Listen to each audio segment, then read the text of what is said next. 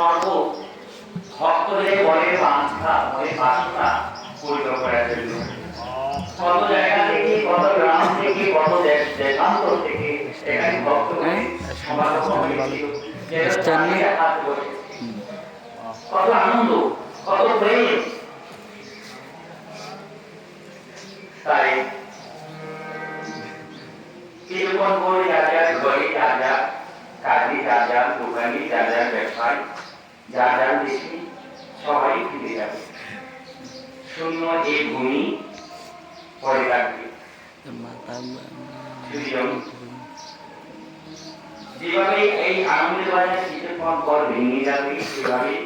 আমাদের জীবনে আয়ুষ্য একদিন শেষ হয়ে যাবে থাকবে কি এই আপনারা এখানে বসে বিদায়ী হরি নাম শ্রবণ করেছেন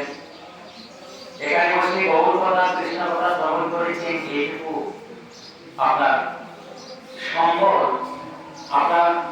জীবনে অর্থ হিসেবে থাকবে যে সম্বল দিয়ে আপনি সেটি ভগবতী পার হতে পারবেন ভবের মাটিকে বলতে পারবেন এই দেখো আমার কাছে করি আজকে মাটি আমাকে পার করো সেটি বলতে পারবেন মহাজন পরাধি করে বলছেন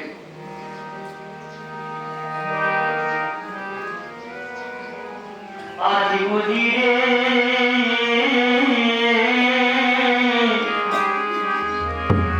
আনন্দে বাজার ভেঙে গেল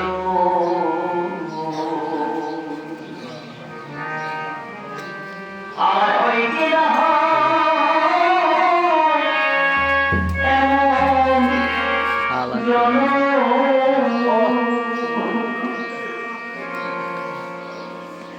আবার কি পাবো ভাই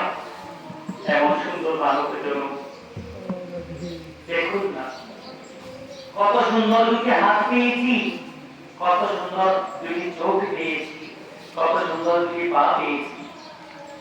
এই জগতে কোন প্রাণী এত সুন্দর পরিপূর্ণ উপযুক্ত দেহ পাইনি একমাত্র আমরা মানুষটা পেয়েছি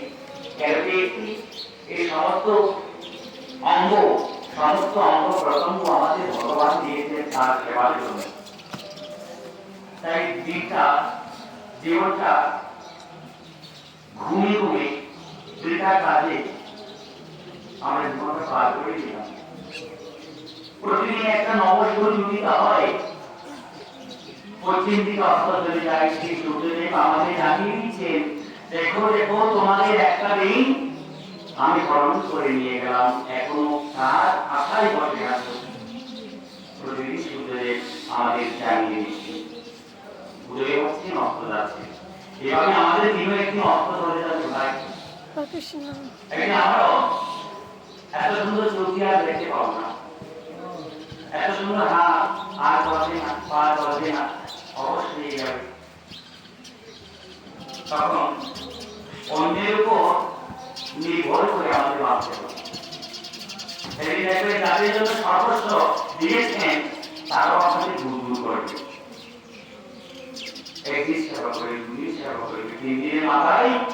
আপনাকে দূরে ফেলে আপনাকে ছেড়ে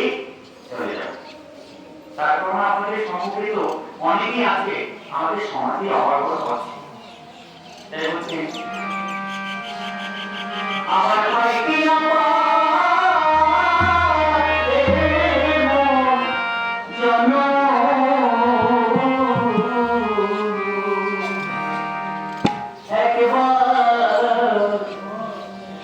কৃষ্ণ বলো না একবার হরি বলো না একবার গুরু বলো না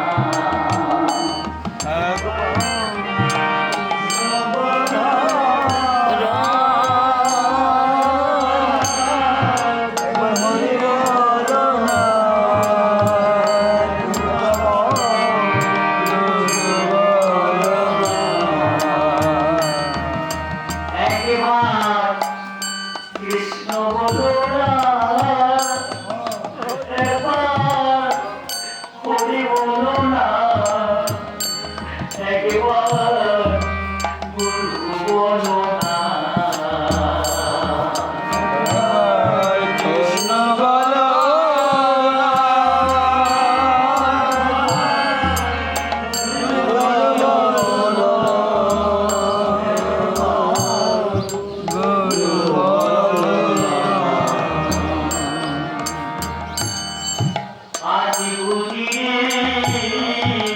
আনন্দের বাতাস হেঁটে গেলুম।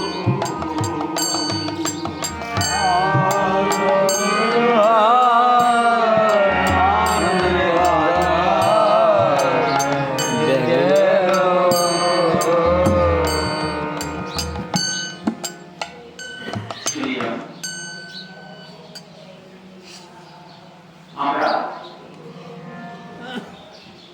কত পরিশ্রম করি, কত কষ্ট করি, এমন মধুর কৃষ্ণনামী আমরা আয়োজন করেছি। কেন? যেখানে মহাপ্রভু সিদ্ধান্ত দিয়েছেন কলিযুগে ধর্মময় নাম সংকীর্তন, তিনি তো বড় কারিগর।